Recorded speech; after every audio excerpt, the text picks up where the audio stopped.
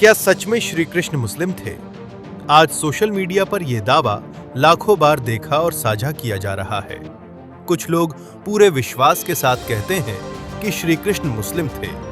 कुछ वीडियो में दावा किया जाता है कि इतिहास छुपाया गया, तो कुछ इन्फ्लुएंसर्स कहते हैं कि गीता में इस्लाम का उल्लेख है। लेकिन क्या इन दावों के पीछे कोई प्रमाण है? क्या गीता, महाभारत, भागवत पुराण या विष्णु पुराण में वास्तव में ऐसा लिखा है, या फिर ये सिर्फ एक वायरल कहानी है? आज की इस वीडियो में हम किसी धर्म का विरोध नहीं करेंगे। हम केवल मूल धर्म ग्रंथों और ऐतिहासिक तथ्यों के आधार पर इस दावे की जांच करेंगे। आइए शुरू करते हैं। सबसे पहले हमें यह समझना होगा कि किसी भी धार्मिक दावे को सत्य मानने से पहले उसका प्रमाण देखना आवश्यक होता है। अगर कोई कहता है कि श्री कृष्ण मुस्लिम थे, तो सबसे पहले प्रश्न होना चाहिए, ये बात किस ग्रंथ में लिखी है? क्या इसका कोई अध्याय है? क्या कोई श्लोक है? क्या कोई प्राचीन प्रमाण मौजूद है? अगर उत्तर नहीं है, तो उस दावे को केवल वायरल होने के कारण सच नहीं माना जा सकता। अब चलते हैं सीधे श्रीमद् भगवत गीता की ओर। गीता के चौथे अध्याय में भगवान श्री कृष्ण अर्जुन से कहते हैं, यदा यदा ही धर्मस्य ग्लानिर्भवति भारत। अर्थ, जब जब धर्म की हानि होती है, तब तब मैं अवतार लेता हूं। यहां श्री कृष्ण स्वयं को धर्म की स्थापना के लिए अवतरित बताते हैं। कहीं भी यह उल्लेख नहीं है कि वे किसी ऐसे धर्म का पालन करते थे जो उनके जीवनकाल के बहुत बाद में अस्तित्व में आया। अब गीता के 18वें अध्याय पर आइए। भगवान श्री कृष्ण कहते हैं, सर्वधर्मान परित्यज्य मामेकम शरणम व्रज। इसका अर्थ है, मेरी शरण में आओ, मैं तुम्हें समस्त पापों से मुक्त करूंगा। ये श्लोक भगवान श्री कृष्ण और अर्जुन के बीच संवाद का हिस्सा है। इसमें कहीं भी श्री कृष्ण को मुस्लिम बताने वाला कोई उल्लेख नहीं मिलता।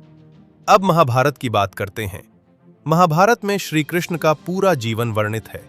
उनका जन्म, गोकुल की बाल लीलाएं, मथुरा, द्वारका, कुरुक्षेत्र और अर्जुन को दिया गया गीता का उपदेश। लेकिन महाभारत के किसी भी प्रमाणित संस्करण में ये नहीं लिखा कि श्री कृष्ण मुस्लिम थे। अब श्रीमद् भगवत महापुराण और विष्णु पुराण देखते हैं। दोनों ग्रंथ श्री कृष्ण को भगवान विष्णु का अवतार बताते हैं। उनके जन्म, लीलाओं और धर्म की स्थापना का विस्तार से वर्णन करते हैं।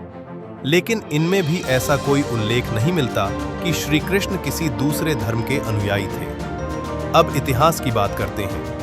भारतीय परंपरा में श्री कृष्ण का जीवन प्राचीन काल से जुड़ा माना जाता है, जबकि इस्लाम का उदय 7वीं शताब्दी ईस्वी में हुआ। इसलिए उपलब्ध ऐतिहासिक समयक्रम के आधार पर भी ये दावा स्थापित नहीं होता कि श्री कृष्ण मुस्लिम थे। अब सबसे महत्वपूर्ण प्रश्न, अगर धर्म ग्रंथों और इतिहास में ऐसा नहीं लिखा, तो फिर सोशल मीडिया पर ऐसे वीडियो बार बार क्यों दिखाई देते हैं? इसका उत्तर आधुनिक सोशल मीडिया की दुनिया में छिपा है। आज के समय में विवाद सबसे तेजी से बिकता है। जितना बड़ा दावा, उतनी बड़ी बहस। जितनी बड़ी बहस, उतने अधिक व्यूज। कुछ कंटेंट क्रिएटर्स ऐसे शीर्षक बनाते हैं जो लोगों को चौंका दें। इतिहास का सबसे बड़ा राज, श्री कृष्ण की असली पहचान, जो आपको कभी नहीं बताया गया, या श्री कृष्ण मुस्लिम थे। ऐसे शीर्षक लोगों को क्लिक करने के लिए प्रेरित करते हैं। लेकिन क्लिकबेट और प्रमाण दोनों एक जैसी चीज नहीं है। अगर कोई व्यक्ति धार्मिक दावा करता है, तो उसकी जिम्मेदारी है कि वह मूल ग्रंथ, अध्याय, श्लोक और संदर्भ भी बताए। अगर केवल दावा हो लेकिन प्रमाण न हो, तो दर्शकों को सावधान रहना चाहिए। याद रखिए, वायरल होना और सत्य होना दोनों अलग अलग बातें हैं। आज की वीडियो का उद्देश्य किसी धर्म, समुदाय या व्यक्ति का अपमान करना नहीं है। हम केवल इतना कहना चाहते हैं कि धार्मिक और ऐतिहासिक विषयों पर चर्चा हमेशा मूल स्रोतों और प्रमाणों के आधार पर होनी चाहिए। अगर कोई दावा गीता के नाम पर किया जाए, तो गीता खोलकर देखिए। अगर महाभारत के नाम पर किया जाए, तो महाभारत पढ़िए।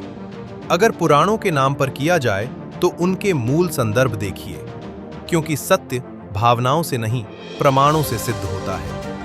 अगर आपको ये तथ्य आधारित वीडियो पसंद आया हो, तो वीडियो को लाइक करें, अपने विचार कमेंट में लिखें और ऐसे ही धर्म, इतिहास और प्राचीन भारत से जुड़े प्रमाणिक वीडियो देखने के लिए हमारे चैनल गुप्त कथाएं को सब्सक्राइब करें। याद रखिए, व्यूज के लिए कहानी बनाई जा सकती है, लेकिन इतिहास और धर्म ग्रंथ नहीं बदले जा सकते। इसलिए किसी भी वायरल दावे से पहले प्रमाण देखिए, भावना नहीं। जय श्री कृष्ण।